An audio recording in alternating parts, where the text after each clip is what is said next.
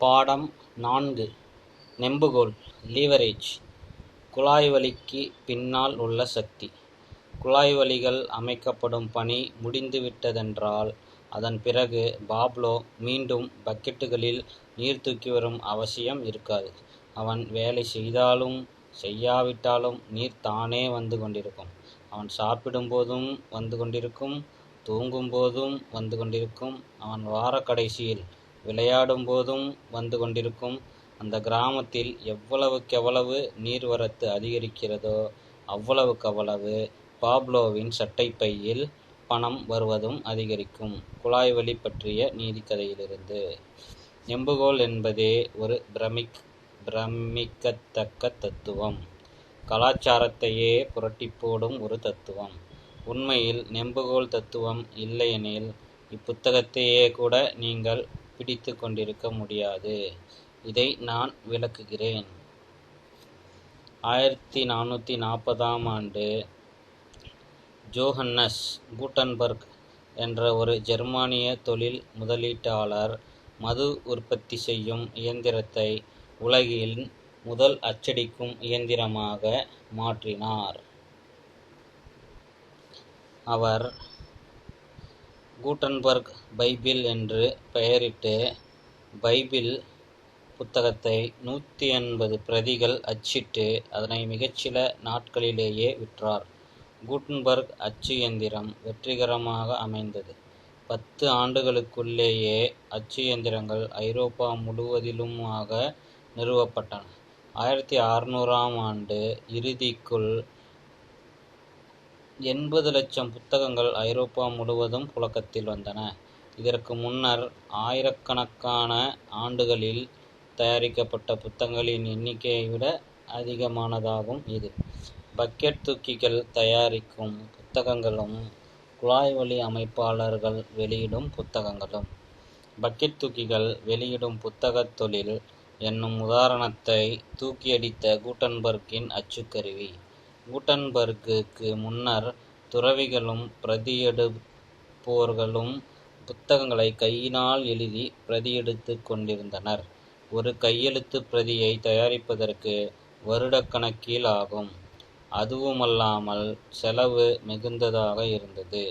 Gutenberg எல்லாவற்றையும் மாற்றிவிட்டார். அச்சடிக்கும் இயந்திரம் கண்டுபிடித்தவுடனே மாற்றியமைக்கும் அச்சுகளும் வந்துவிட்டன. அதன் பிறகு ஒரே மாதிரியான புத்தகங்கள் ஆயிரக்கணக்கில் அச்சடிக்க முடிந்தன. அச்சடிக்கும் இயந்திரம் அடிப்பவரின் நேரத்தையும் பணத்தையும் நெம்புகோல் கொண்டு உயர்த்தியது. அதன் மூலமாக கணிசமான அளவுக்கு உற்பத்தி திறனும் அதிகரித்தது. தூக்கிகள் புத்தகம் தயாரித்த போது செயல்திறனுக்கும் உற்பத்திக்கும் ஒன்றுக்கொன்று என்ற அளவில்தான் திறன் அமைந்திருந்தது. உற்பத்தியும் செய்ய முடிந்தது. 1 மணி நேர செயல் 1 மணி நேர உற்பத்தியை தந்தது. ஒரு பிரதியெடுப்பவரால் ஒரு நாளைக்கு 1 பக்கம்தான் பிரதி எடுக்க முடிந்ததென்றால் 100 பக்கம் பிரதி எடுக்க 100 மணி நேரம் தேவைப்பட்டது. அச்சடிக்கும் இயந்திரம் வளாகத்துக்குள், அதாவது குழாய் வழி அமைப்போரின் எல்லைக்குள் நுழையுங்கள்.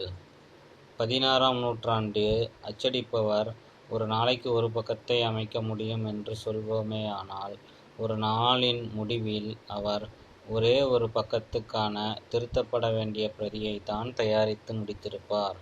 கையால் தயாரிக்கப்படும் புத்தக மாதிரிகள் 1 hour = 1 page. அச்சடிக்கும் முறையில் மாதிரி 1 மணி நேரம் 100 பக்கங்கள். ஆனால் 2வது நாளின் முடிவில் என்ன நிகழ்கிறது என்று பாருங்கள்.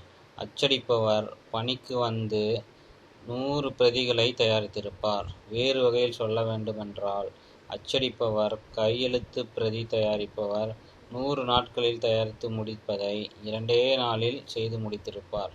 இதுவே நெம்புகோலின் சக்தி. குழாய் வழி அமைப்பவர்களிடம் உலகத்தில் செயலுக்கும் உற்பத்திக்கும் 1:1 என்ற அளவில் இல்லவே இல்லை. நாம் நெம்புகோலை கையாளும் போது செயல் ஒரே மாதிரிதான் இருக்கிறது. ஆனால் உற்பத்தி 100 மடங்கு அதிகரிக்கிறது, 1000 மடங்கு அதிகரிக்கிறது. இன்னும் சொல்லப்போனால் லட்சக்கணக்கான மடங்கும் கூட அதிகரிக்கிறது. 2 வகையான நெம்புகோல்கள்: நேரமும் பணமும். லிவரேஜ். நெம்புகோல் என்ற வார்த்தையை லிவர் என்ற பிரெஞ்சு வார்த்தையிலிருந்து வந்தது, அதாவது சுலபமாக்குதல் என்று பொருள் அதற்குண்டு. நெம்புகோல் என்பதற்கு இதுவே சரியான பொருள். நெம்புகோலை பயன்படுத்துவதன் மூலம் ஒரு பெரிய பாரத்தை கூட ஒரு குழந்தையால் மிக எளிதாக புரட்டிவிட முடியும். ஒரு மணிக்கான முயற்சி = 100 மணிக்கான விளைவு. இந்த நெம்புகோல் தத்துவத்தை நேரத்துக்கும் பணத்துக்கும் நடைமுறைப்படுத்தும்போது இதன் விளைவே நிகழ்கிறது. உற்பத்தி பன்மடங்காக்கப்படுகிறது. உதாரணத்துக்கு, நேரத்துக்கான நெம்புகோலை பயன்படுத்துகையில் ஒரு மணிக்கான உற்பத்தி 100 மணிக்கான உற்பத்தியை தரும். ஒரு வாரத்துக்கான வேலை ஒரு வருடத்திற்கான உற்பத்தியை தரும். பணத்துக்கான நெம்புகோல் தத்துவத்தை பயன்படுத்துகையில் முதலீடு செய்யப்பட்ட ஒவ்வொரு டாலருக்கும் துவக்கத்தில் செய்த முதலீட்டைப் போல காலப்போக்கில் பன்மடங்காகி விடுகிறது.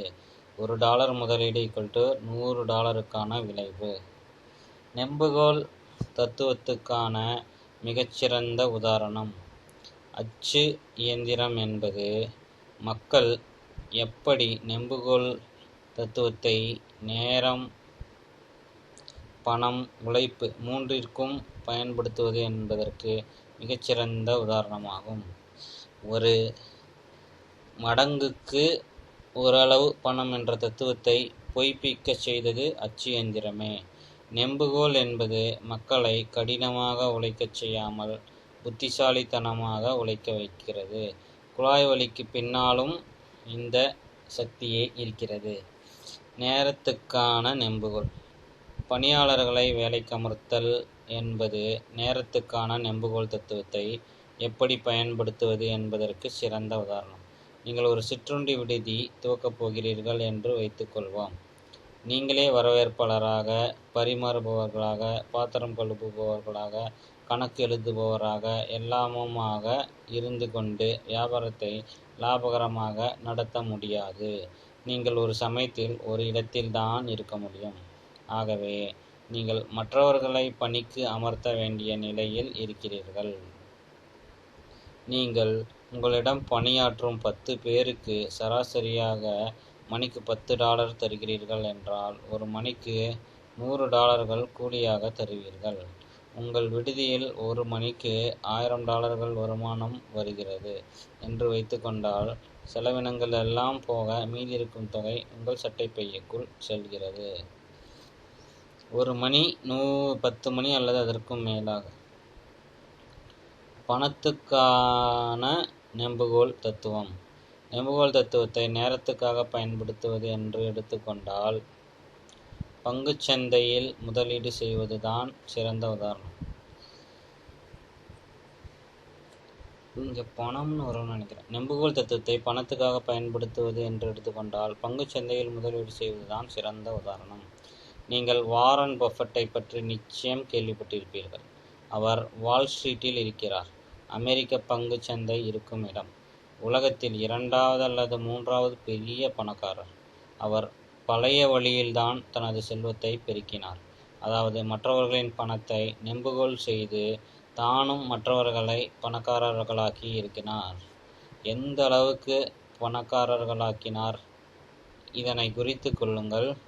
நீங்கள் $10,000 பஃபெட்டின் பெர்க்ஷைரின் ஹாத்வே பங்குகளில் 1965ஆம் ஆண்டு முதலீடு செய்துவிட்டு வருடாவருடம் வளர விட்டிருந்தால் 1998ஆம் ஆண்டு உங்களது முதலீடு எவ்வளவு வளர்ந்திருக்கும் தெரியுமா? மலைத்துப் போகாதீர்கள். $510 லட்சம். அப்பாடி! இது போன்றதொரு குழாய் வழியை நீங்கள் எப்படி சொந்தமாக்கிக் கொள்ளப் போகிறீர்கள்? 35 ஆண்டுகளுக்கு முன்பு பெர்க்ஷைர் ஹாத்வே பங்குகள் $19க்குத்தான் விலை போயின. ஆனால் 1978ஆம் ஆண்டில் அந்த ஒரே ஒரு பங்கு $20,000 மதிப்புக்கு உயர்ந்தன. இதன் பொருள் என்னவெனில், 1965ஆம் ஆண்டு $300 முதலீடு செய்திருந்தால் இன்றைக்கு மதிப்பில் $1 மில்லியன் அளவுக்கு உயர்ந்திருக்கும். நம்ப முடியாமல் இருக்கிறதா? பெர்க்ஷைர் ஹாத்வேயின் டாலர்களை நெம்புகோல் முதலீடு செய்தல்.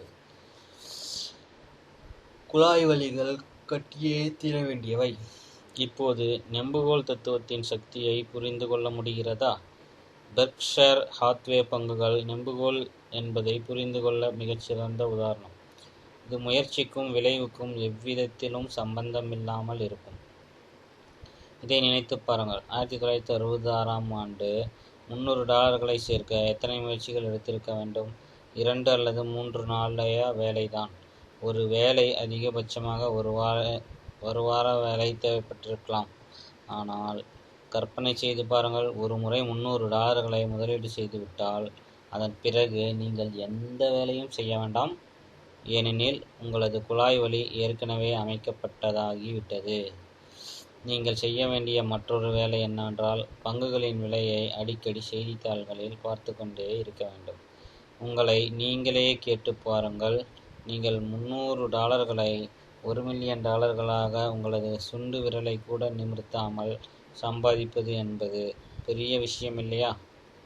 நெம்புகோல் தத்துவத்தை புத்திசாலித்தனமாக நேரத்திலும் பணத்திலும் பயன்படுத்தும் போது 1000 மடங்கு அதிகமாக எப்படி அதிகரிக்கிறது என்று பார்த்தீர்கள் அல்லவா?